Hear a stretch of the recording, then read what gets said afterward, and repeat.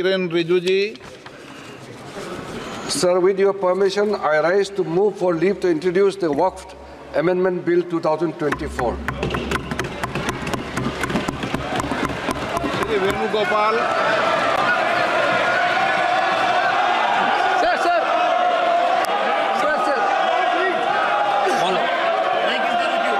एक मिनट, मैं सभी माननीय सदस्यों को जिन्होंने नोटिस दिया है उनको सबको एक एक दो दो मिनट बोलने की इजाजत दे रहा हूँ। हल्ला क्यों कर रहे हैं भाई?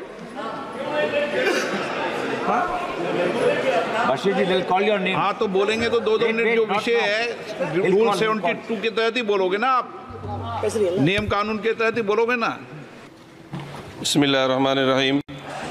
जनाब सदर, मैं आपकी तवज्जो इस तरफ चाहता हूँ आपके माध्यम से कि मैं वाहिद आदमी हूँ इस सदन में जिसमें वन मैन कमेटी आपके द्वारा बनाई गई सरकार के, और मैं उसमें पेश हुआ 123 प्रॉपर्टी में।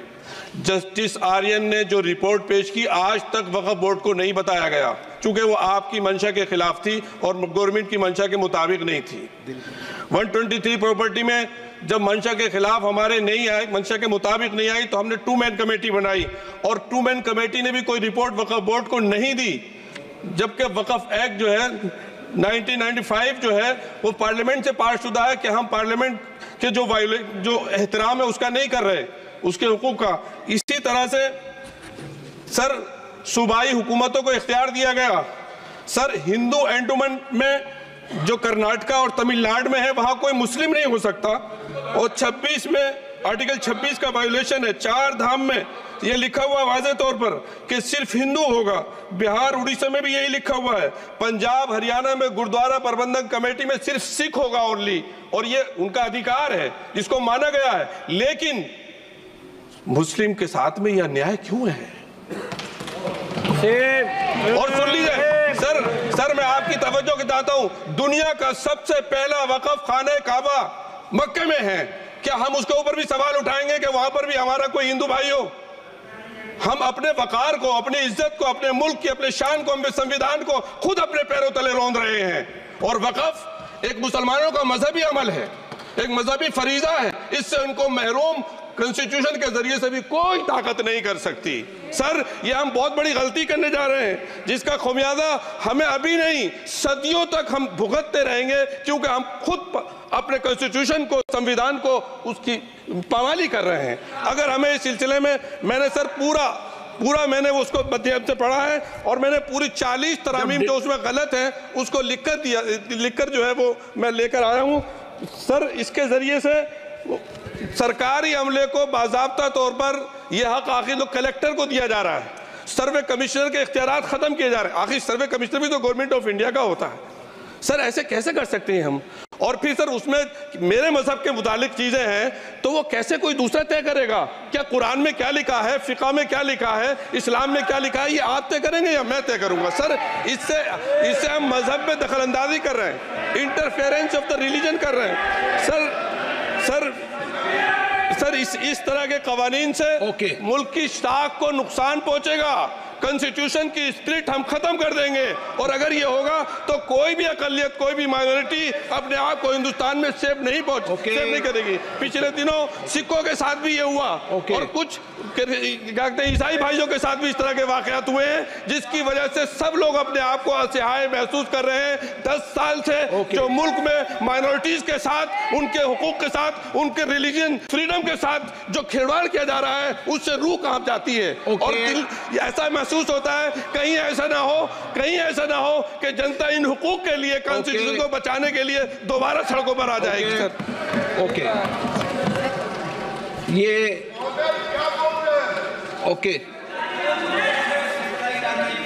रूल 72 के तहत ये विषय है, इसलिए मेरा आपसे आग्रह,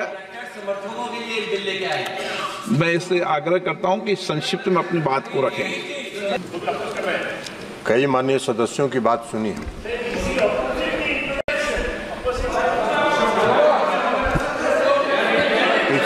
This is not JDU is a party here. JDU is a party here. Whether it is opposing or supporting, I have to my view. आपके कहने से you will not conduct the house. माननीय सदस्य बोलिए।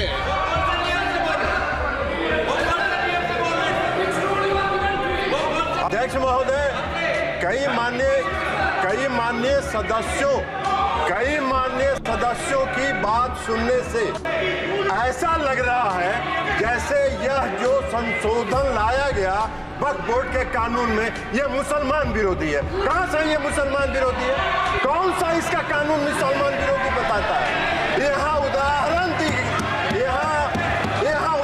दिया जा रहा है कि अयोध्या की मंदिर गुरुवायु, अरे मंदिर और संस्था में अगर अंतर आपको नहीं समझ में आ रहा है तो आप कौन सा तर्क खोज रहे हैं? अरे ये मंदिर नहीं है। आपके मस्जिद को छेड़छाड़ करने का प्रयास नहीं किया जा रहा है। यह एक कानून से बना हुआ संस्था है। उस संस्था को पारदर्शी बनाने के लिए कानून बनाया जा रहा है। पारदर्शिता होना चाहिए। कोई निरंकुश संस्था कोई भी कानून से, वक्फ बोर्ड कैसे बना? वक्फ बोर्ड किसी कानून से बना है और कानून से बना हुआ कोई भी संस्था अगर निरंकुश होगा तो उसमें पारदर्शिता लाने के लिए सरकार को हक है, अधिकार है कानून बनाने का। अब ये उसकी तुलना कर रहे हैं, मंदिर से। ये मंदिर से कहाँ उसका मतलब है? कोई धर्म के नाम पर बंटवारा नहीं हो रहा है। ये भ्रम फैलाना चाहते हैं और ये बात करते हैं अल्पसंख्यकों की, अल्पसंख्यक की बात कर रहे हैं। केसी वेणुगोपाल जी अल्पसंख्यक की बात करते हैं। इस देश में हजारों पंजाबी सिखों को किसने मारने का काम किया था? किसने उसकी हत्या की थी? आपने की थी, आपकी पार्टी ने किया था। हम उसके गवाह हैं। हजारों सिख समुदाय। कौन सा सिख समुदाय? जो टैक्सी ड्राइवर था उसने इंदिरा गांधी की हत्या की थी। सड़कों पर घूम के सिखों की हत्या कर रहे हैं और अल्पसंख्यक की दुहाई दे रहे हैं। इसलिए इस बिल को आना चाहिए, पारदर्शिता आनी चाहिए। संस्था में कोई भी संस्था पारदर्शी तरीके से काम करे, यही मेरा आपसे आग्रह है। But the sad part is this, that we did not find about this bill from the parliament. We found out about this bill from the media.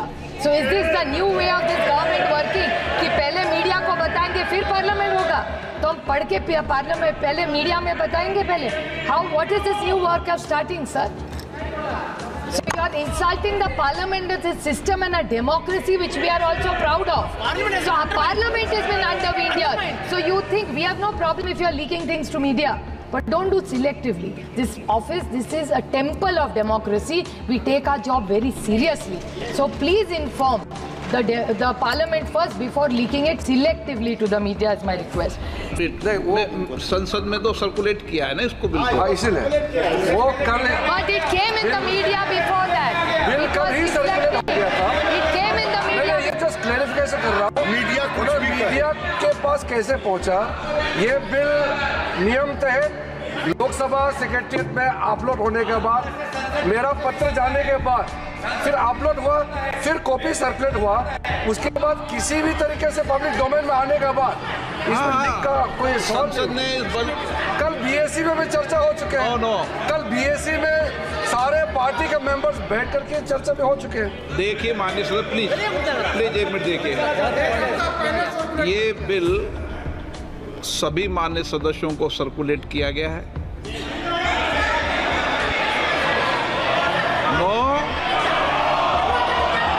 मैं तारीख सही बताता हूँ, अभी आपको 1 मिनट में तारीख सही बताता हूँ। सर्कुलेट किया, 1 मिनट मेरी बात सुने। सर्कुलेट करने के बाद बिजनेस एडवाइजरी कमेटी के अंदर इस बिल के विषय के अंदर समय आवंटन हुआ। ये सब आप बिजनेस एडवाइजर सब दल के नेता थे। Shrimati Supriya Singh. Please, the government should clarify what is the intent of the government for and what is the timing. ऐसा क्या हुआ है वक्फ बोर्ड में कि अभी आपको ये बिल लाना है? Sir, we object. Please. माननीय सदस्यगण, एक बार फिर चेक कर लें, इस बिल को 6 तारीख को सर्कुलेट कर दिया था। आप पोर्टल पे चेक कर लें, क्योंकि आप सदन के बारे, संसद के बारे में बोल रहे हैं, इसलिए मैं विषय को क्लियर कर रहा हूँ।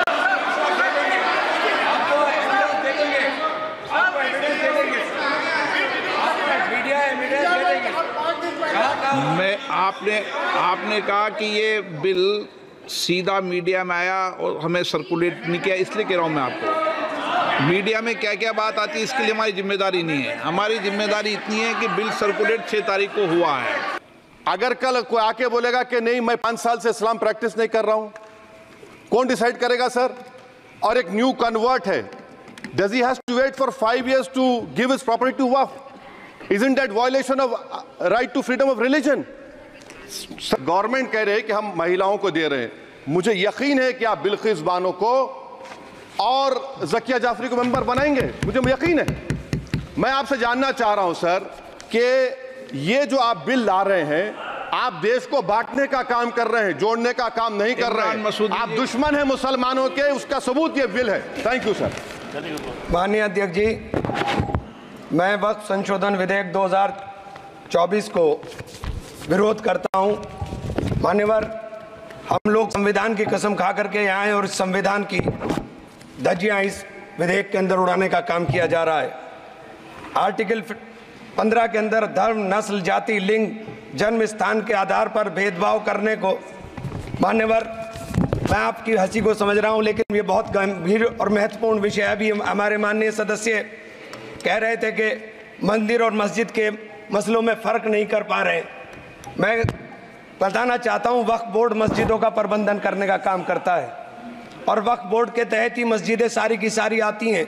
और वक्फ बोर्ड की शक्तियों को आप ख़त्म कर करके डीएम राज ला करके उन तमाम प्रॉपर्टीज़ के ऊपर लगभग 8 लाख एकड़ प्रॉपर्टी पूरे देश के अंदर वक्फ बोर्ड के पास है। आप वक्फ बोर्ड की प्रॉपर्टियों को खुर्द-बुर्द कराने की जो साजिश लोग कर रहे हैं, उन साजिशों को बल देने का काम कर रहे हैं।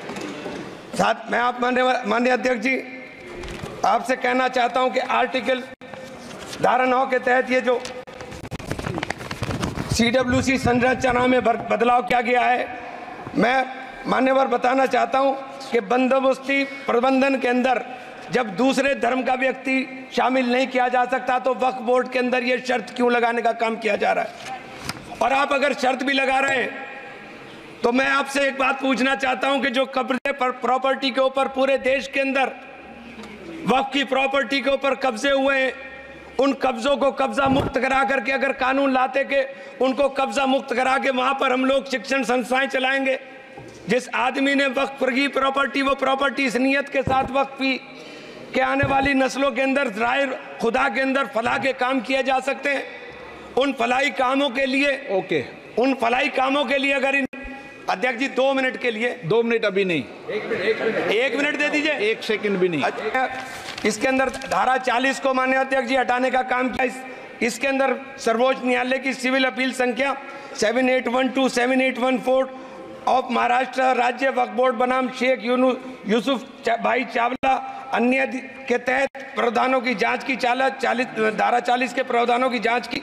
अपने फैसले के पैराग्राफ 170 के अंदर बहुत स्पष्ट रूप से माना कि एक बहुत अच्छा कानून है। आप सर्वोच्च न्यायालय के आदेश के बावजूद इसको हटाना चाहते हो।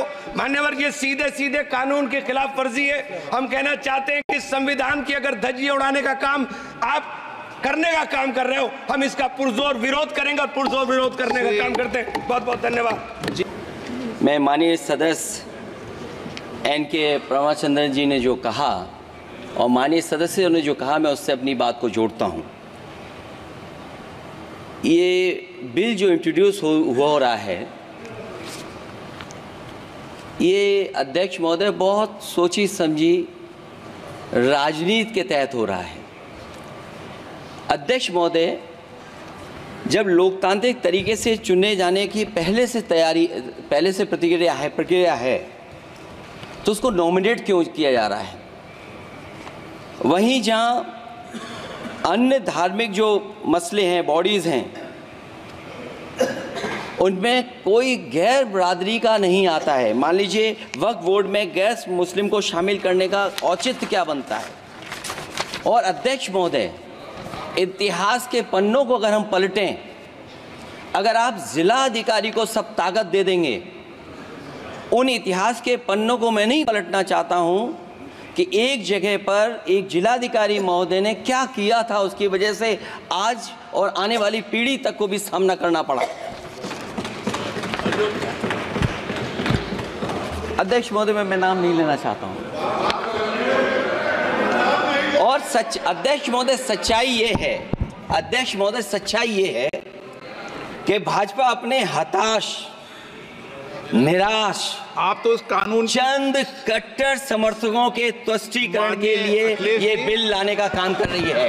अखिलेश जी, अध्यक्ष महोदय, आज तो हमारे आपके अधिकार कट रहे हैं। मैं याद कीजिए अध्यक्ष महोदय, मैंने आपसे कहा था कि आप लोकतंत्र के न्यायाधीश हैं, और मैंने अध्यक्ष महोदय सुना है इस लॉबी में कि कुछ अधिकार आपके भी छीने जा रहे हैं। उसके लिए हम लोगों को लड़ना पड़ेगा आपके लिए।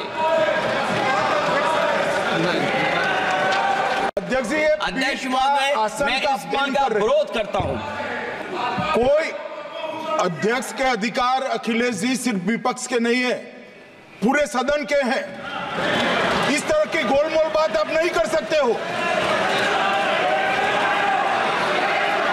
आप नहीं हो अध्यक्ष के अधिकार के संरक्षक। एक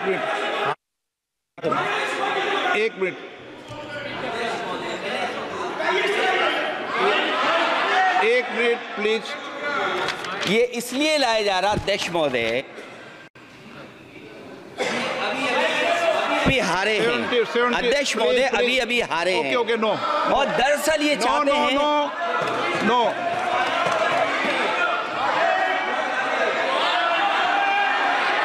रिपोर्ट में नहीं जा रहा आपका कुछ भी, रिपोर्ट में नहीं जा रहा। नाम बुलाई सर।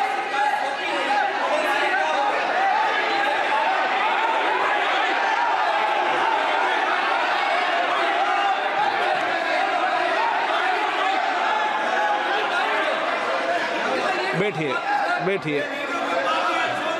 माननीय सदस्यगण, please.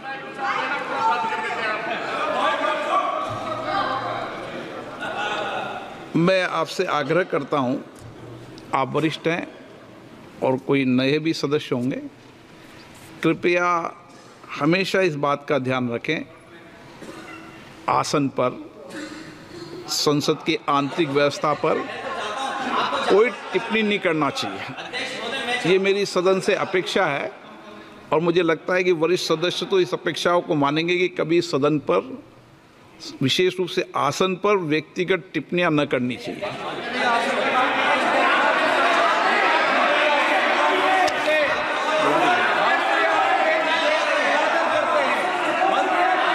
Okay. This suffers from malice in law. It's a malicious legislation because this bill is targeting the Muslims of this country.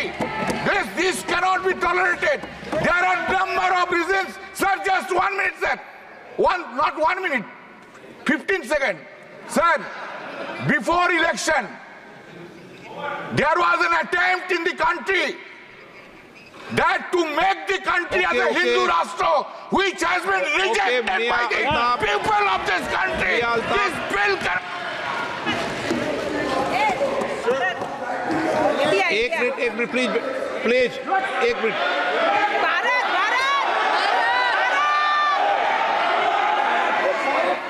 माननीय सदस्यगण, रूल 72 के अंदर यदि किसी विधेयक को पुरस्कृत करने की अनुमति के प्रस्ताव का विरोध किया जाए तो अध्यक्ष द्वारा यदि ठीक समझा जाए तो प्रस्ताव का विरोध करने वाले सदस्य और प्रस्ताव पेश करने वाले सदस्य को संक्षिप्त वक्तव्य दिए जाने की आज्ञा, परमिशन देने के बाद अग्रतर वाद विवाद के प्रश्न रखा जाएगा।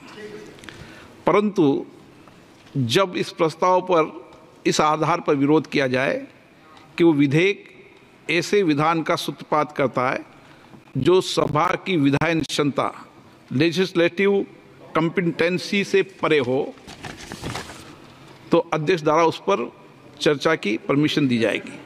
मेरा आपसे आग्रह है कि आप सब वरिष्ठ सदस्य हैं, रूल के तहत अपनी बात को संक्षिप्त में रख दें दूसरों, और जब इस पर डिटेल चर्चा होगी तो निश्चित रूप से आपको पर्याप्त समय, पर्याप्त अवसर देंगे, निश्चित रूप से देंगे। ये बिल जो यहाँ पे लाई जा रही है और जिसको पास करने की कोशिश की जा रही है, इसके बारे में पूरे मुल्क में जो भी सेकुलर लोग हैं उनको खदशात हैं, ख़ास तौर पे जो मुस्लिम कम्युनिटी है उसको खदशात हैं।